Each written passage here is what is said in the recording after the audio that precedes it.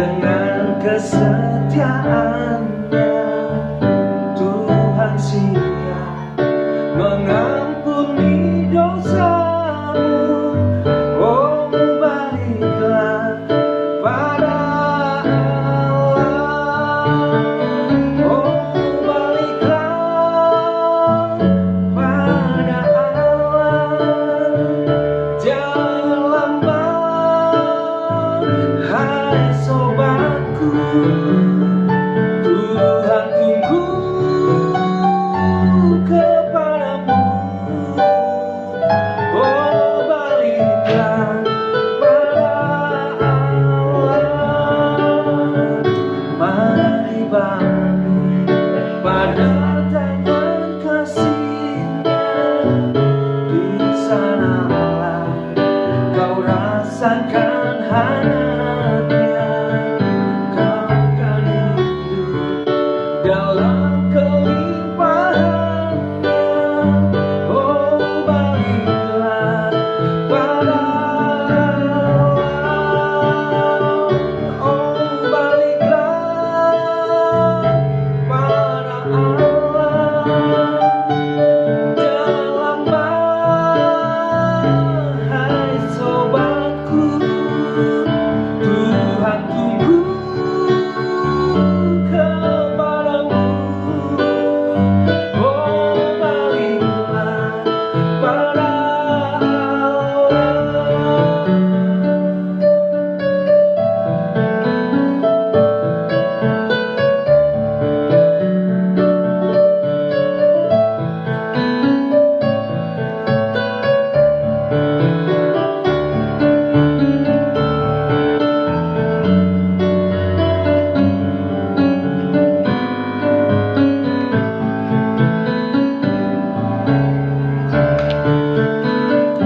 Kembalilah pada salib Tuhan. Di atasnya Engkau pun telah ditebus. Dengarkanlah suaranya memanggilmu. Oh, baliklah pada Allah.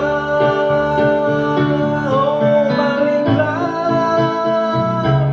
pada Allah. Jangan lambat, hai sobatku. Tuhan tunggu kepadamu. Oh, baliklah pada Allah. Oh, baliklah pada Allah. Jangan lambat, hai sobatku. Tuhan tunggu kepadamu. Oh, baliklah pada Allah. Oh, baliklah pada Allah. Oh, baliklah pada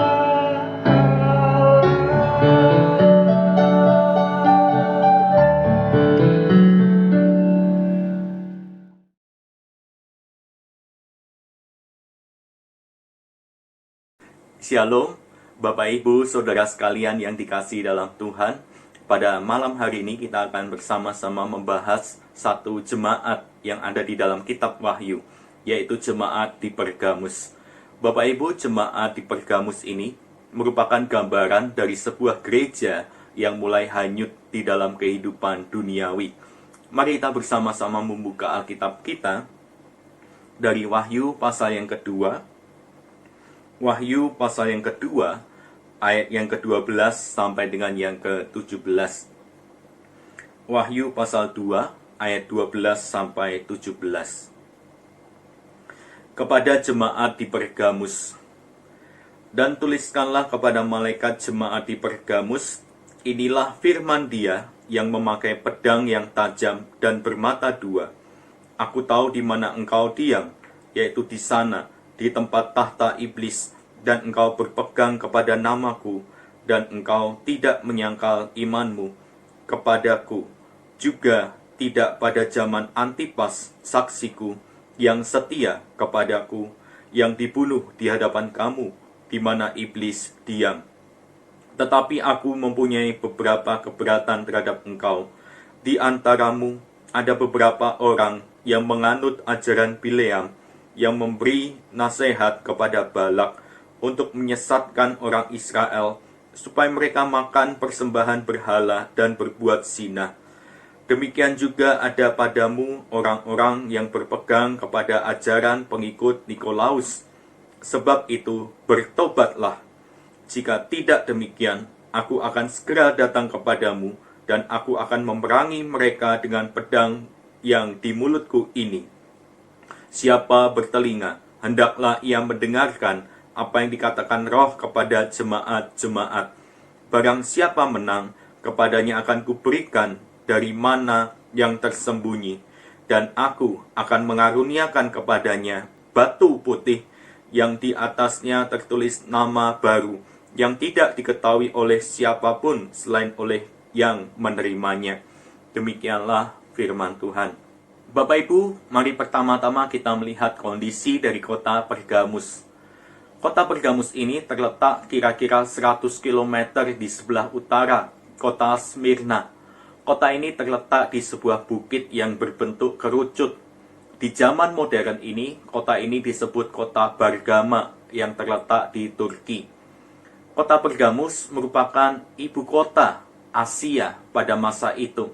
Kalau 2 hari yang lalu kita melihat kota Efesus adalah kota terbesar di Asia, kali ini Pergamus merupakan ibu kotanya.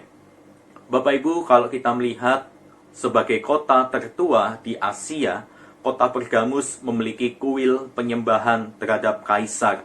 Pertama-tama yang didirikan adalah kuil Kaisar Agustus. Selain daripada itu, juga ada kuil-kuil penyembahan berhala yang lain. Kuil yang terbesar adalah kuil dewa Zeus, dan juga dewa yang terkenal di sana adalah dewa Asklepius, dewa kesembuhan. Banyak orang yang datang ke kota Pergamus untuk mencari kesembuhan dari dewa Asklepius. Dewa ini disimbolkan dengan bentuk ular. Dan sampai sekarang ini, simbol daripada ular yang melilit ini masih dipergunakan untuk obat-obatan, merek obat tertentu, dan juga simbol yang digunakan di rumah sakit tertentu. Bapak Ibu, ini adalah satu hal yang menarik di kota Pergamus. Banyak orang memohon kesembuhan dari dewa Asklepius ini. Bapak Ibu, karena sangat kental dengan penyembahan kepada kaisar, jemaat yang ada di kota Pergamus dipaksa untuk melakukan penyembahan kepada kaisar dengan mempersembahkan dupa atau kemenyan, sambil mereka menyembah kaisar dan berkata, "Kaisar itu Tuhan." Bapak Ibu, ini adalah satu pergumulan yang dihadapi oleh jemaat di kota Pergamus. Mereka harus tetap berjuang mempertahankan iman, dan di satu sisi mereka ada beberapa yang kompromi. Oleh sebab itu, Bapak Ibu, tema pada malam hari ini saya berikan judul Bahaya Kompromi di dalam Kehidupan Jemaat. Bapak Ibu, situasi yang tidak mudah dihadapi oleh jemaat Pergamus, di mana di sini Tuhan Yesus juga mengatakan bahwa jemaat Pergamus diam atau menetap di tahta iblis. Bapak Ibu, ini situasi yang terjadi di kota Pergamus. Tidak hanya itu, Bapak Ibu, jemaat yang ada di kota Pergamus juga dipengaruhi oleh pengajaran daripada Bileam dan juga pengajaran dari para pengikut Nikolaus. Suatu pergumulan yang cukup berat dihadapi oleh jemaat ini, di mana mereka bergumul dengan kompromi dan juga sinkretisme yang terjadi. Mari kita lihat bersama-sama apa pengajaran Bileam itu dan apa pengajaran dari pengikut Nikolaus. Ajaran Bileam yang dianut sebagian jemaat adalah mengenai makan persembahan berhala dan juga berbuat zina setelah melakukan ritual-ritual tertentu.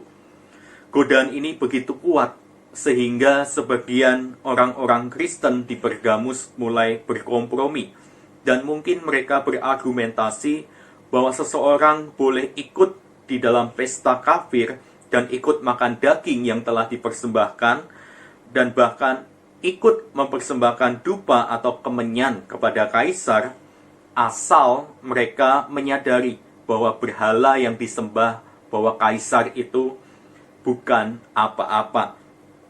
Karena itulah beberapa orang jemaat mulai menghadiri pesta-pesta kafir dan terlibat di dalam hal-hal yang tidak bermoral di sana. Suatu pengajaran yang luar biasa merusak jemaat yang ada di Pergamus. Lalu pengajaran pengikut Nikolaus.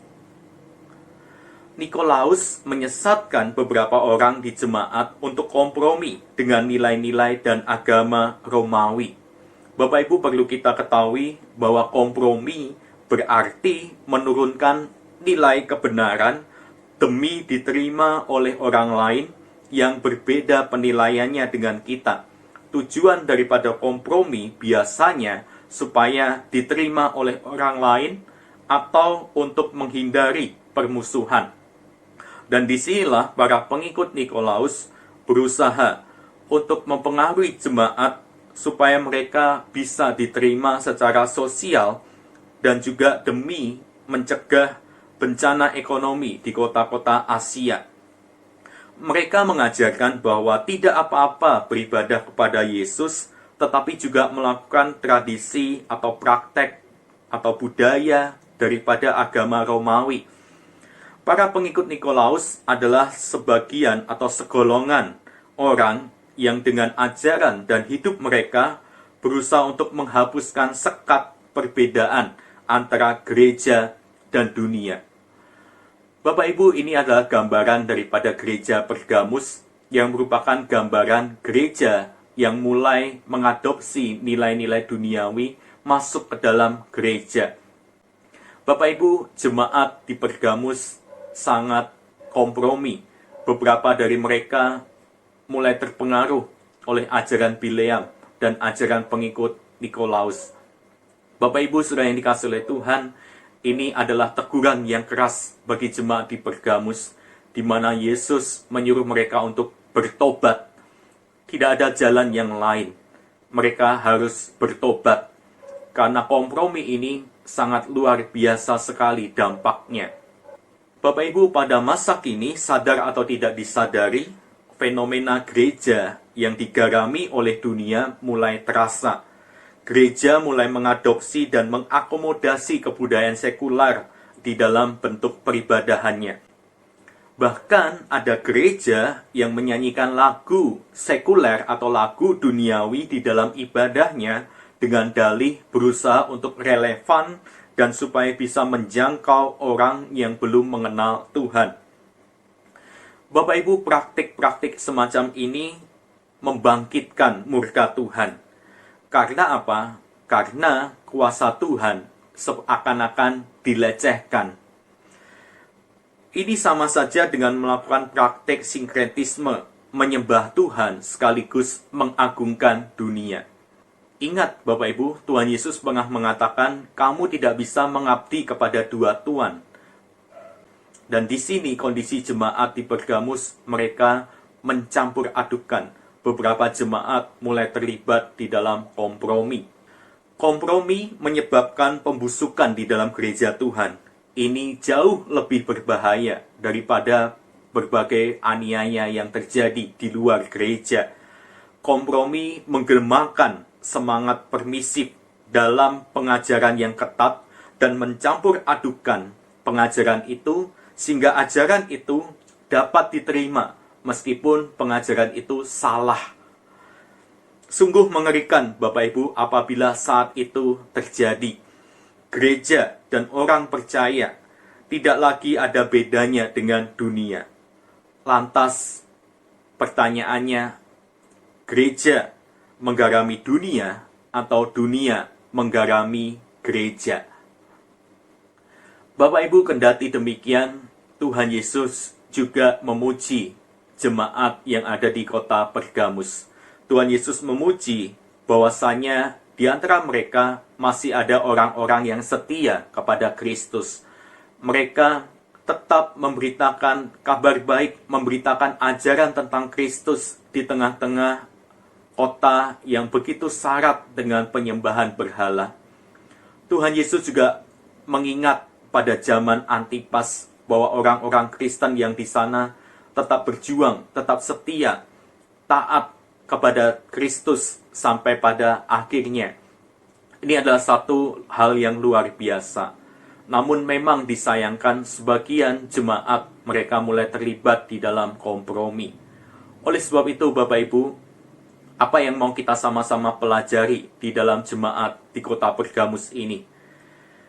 Yang pertama Bapak Ibu, ketika ada kompromi yang mulai terjadi di dalam gereja atau di dalam diri jemaat, mari kita jangan diam saja. Jangan mengacuhkan, jangan mengabaikan kompromi yang terjadi. Awasilah orang-orang yang mulai berkompromi dalam ajaran dan moral. Tuhan Yesus menyerukan supaya warga jemaat yang telah termakan paham-paham yang menyesatkan agar mereka bertobat. Pertobatan ini merupakan sesuatu yang tidak bisa ditawar, bahkan tidak bisa ditunda. Apabila mulai terjadi kompromi, bertobatlah. Firman Tuhan mampu membedakan mana yang benar, mana yang salah, mana yang sejati, mana yang palsu. Di dalam terang kebenaran firman Tuhan, semuanya tampak jelas. Bapak Ibu, apabila ada di antara kita secara pribadi yang berusaha untuk kompromi dengan dunia ini, ingatlah perkataan Tuhan Yesus. Jika iya, katakanlah iya. Jika tidak, hendaklah kamu katakan tidak. Apa yang lebih daripada itu berasal dari si jahat. Ingat Bapak Ibu, jangan kompromi. Lalu yang kedua, selain daripada pertobatan terhadap kompromi, yang kedua mau kita sama-sama pelajari adalah tentang kesetiaan daripada jemaat Pergamus. Inilah pesan bagi setiap kita melalui surat kepada jemaat di Pergamus, yaitu kita boleh tetap setia kepada Tuhan sampai pada akhirnya. Mari kita berkomitmen dengan kuat di dalam kebenaran firman Tuhan, dan kita menolak segala bentuk kompromi yang terjadi di dalam tubuh gereja. Mari kita juga kembali menghayati panggilan kita di tengah-tengah dunia ini untuk menggarami dunia ini dan menjadi terang bagi dunia ini. Mari kita tetap setia dan juga tetap berjalan di dalam kebenaran firman Tuhan. Kepada mereka yang tetap setia, Kristus menjadikan mana yang tersembunyi, yaitu kepenuhan dirinya sendiri. Mana yang tersembunyi inilah iman kepada Kristus sendiri, yang bersifat misteri dan rahasia, dan tidak dapat dimengerti oleh semua orang, hanya dapat dimengerti oleh orang-orang yang telah menerimanya. Bapak Ibu yang dikasihi oleh Tuhan, tetap setia di tengah situasi yang sulit, di tengah dunia yang mulai mempengaruhi pola berpikir, kehidupan, dan juga mempengaruhi iman Kristen kita. Mari kita tetap setia berpegang kepada kebenaran firman Tuhan. Janganlah menjadi serupa dengan dunia ini, tetapi berubahlah oleh pembaruan budimu, sehingga kita bisa membedakan mana yang baik, mana yang benar, apa yang berkenan pada Allah, dan yang sempurna. Bapak Ibu yang dikasihi oleh Tuhan, biarlah setiap kita boleh menyadari bahaya daripada kompromi yang bisa merusakkan sendi-sendi kehidupan kita, merusakkan kehidupan kekristenan kita, dan juga merusakkan relasi kita dengan Tuhan sendiri. Biarlah setiap kita boleh tetap setia mengikut Kristus sampai pada kesudahannya. Amin. Mari kita bersatu di dalam doa. Tuhan, kami menyadari ada bahaya ketika kami mulai berkompromi dengan dunia ini, ketika kami mulai bertindak permisif terhadap ajaran-ajaran yang berkembang di luar sana, dan juga permisif terhadap diri kami, sehingga membentuk sebuah kompromi. Ada bahaya yang mengancam kami ketika kami mulai berkompromi. Bahkan Engkau sendiri Tuhan menyuruh jemaat di Pergamus untuk bertobat ketika mereka mulai kompromi dengan dunia ini. Ya Tuhan, tolong kami, supaya kami juga boleh menyadari, supaya kami boleh tetap setia kepada Tuhan sampai pada kesudahannya. Tidak kompromi dengan dunia ini, tapi biarlah kami boleh tetap berpegang kepada kebenaran firman Tuhan. Meskipun banyak tantangan, meskipun banyak hambatan, biarlah kami boleh tetap setia kepada Tuhan. Tuhan tolong kami, kuatkan iman kami, teguhkan panggilan kami di dalam Engkau sendiri ya Tuhan. Terima kasih ya Tuhan, ampuni kami apabila kami mulai berkompromi dengan dunia ini, mulai menduakan Tuhan, dan tidak lagi taat dan setia kepada Tuhan. Ampuni kami ya Tuhan. Tuhan, pada saat ini kami tetap mau mendoakan untuk pandemi COVID-19 yang menimpa dunia ini. Kiranya Engkau Allah bekerja di dalam segala sesuatu dan memberikan hikmat kepada para peneliti vaksin agar dapat ditemukan vaksin yang tepat bagi pandemi ini. Kami serahkan ya Tuhan untuk kehidupan kami, biarlah kami boleh tetap merasakan aman, merasakan damai sejahtera di dalam Tuhan sendiri. Terima kasih ya Tuhan. Kami berdoa untuk para dokter yang masih terus berjuang untuk menangani para pasien COVID-19. Kami mohon supaya Tuhan berikan mereka kekuatan dan kesehatan. Dan juga setiap kami kiranya boleh tetap menjaga diri dengan baik, diberikan hikmat untuk dapat mematuhi protokol kesehatan yang begitu ketat, sehingga kami boleh tetap punya tubuh yang sehat dan menjalani aktivitas seperti sedia kala dengan kenormalan yang baru. Terima kasih ya Tuhan. Bila sebentar kami beristirahat malam, Tuhan berkati istirahat malam kami, sehingga esok hari kami boleh bangun dengan tubuh yang segar dan melanjutkan aktivitas kami bersama dengan keluarga kami. Terima kasih ya Tuhan. Kami berdoa untuk bangsa dan negara kami. Tuhan tolong bangsa kami untuk boleh tetap semangat dan optimis di dalam bencana global yang terjadi. Berikan hikmat dan hati yang takut akan Tuhan kepada para pemimpin bangsa kami, mulai dari pusat, daerah, sampai ke pelosok. Terima kasih ya Tuhan. Inilah doa kami. Hanya dalam nama Tuhan Yesus kami sudah berdoa. Amin. Selamat malam Bapak Ibu. Tuhan Yesus memberkati kita sekalian. Dan balik pada Bapa, ya tunggukan dengan kesetiaannya.